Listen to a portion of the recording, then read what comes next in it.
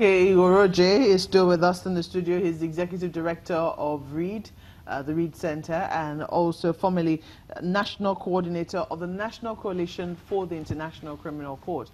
We're talking about the effectiveness of the ICC, and we've seen in times past the reluctance of African countries to help arrest other leaders. We even saw here in Nigeria, President Bashir Omar al-Bashir of Sudan, who visited Nigeria some time ago, and then he was wanted by the International Criminal Court. I think Nigeria found some clause under which they would just not arrest the former, well, I think he's still the leader of Sudan. Yeah. You know, they just refused to arrest him. Can we really say that, you know, African countries are cooperating and helping the ICC to be as effective as it ought to be?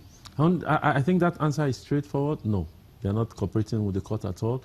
And I think that is the crux of the issue that probably the ICC will be discussing with President Muhammad Buhari, because it's important that the court needs cooperation.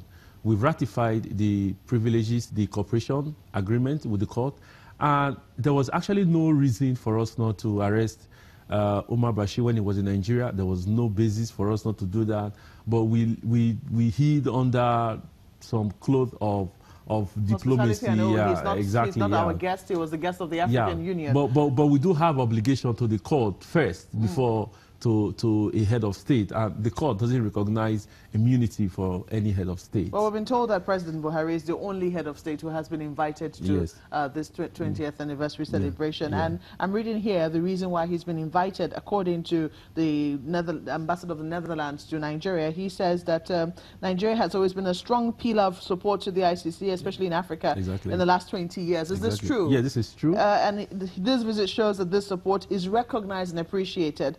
Now, whilst there has been some criticism of the court, President Buhari believes that its work is vital to preventing impunity worldwide and ensuring accountability for perpetrators of the most serious crimes.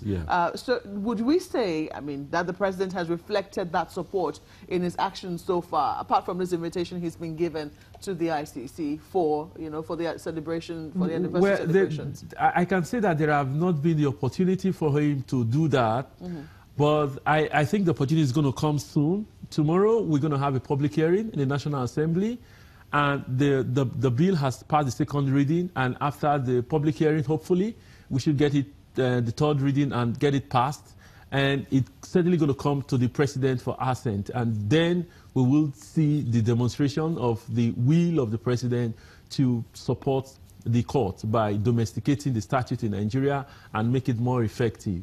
And we think that it is important, and I must say this, it's important that we must support this court, because the essence of this court is in the fight against impunity. And if you look at what is happening today, impunity has become the order of the day, not just in Nigeria and in Africa, but in almost every part of the region of the world. Well, it's a fine place to live it. Ighorodje is the executive director of READ Center and former national coordinator of the National Coalition for the International Criminal Court. Thank you for coming on Sunrise. The Nigerian Coalition for the International Criminal Court. Well, that's where we leave it on Sunrise Daily this morning. Thank you so much for being such wonderful company. We know that President Buhari is going to be delivering a keynote address today in the Netherlands at the occasion of this anniversary. So we'll look forward to bringing that to you definitely much later. Thank you for watching. I'm Maokwe Ogun Yusuf. Have a great day, everybody. I'm Ajuri Ingalali.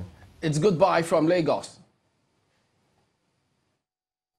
The views and opinions expressed by guests on this program are those of the maker and do not necessarily reflect the views, opinions, and endorsement of Channels Television.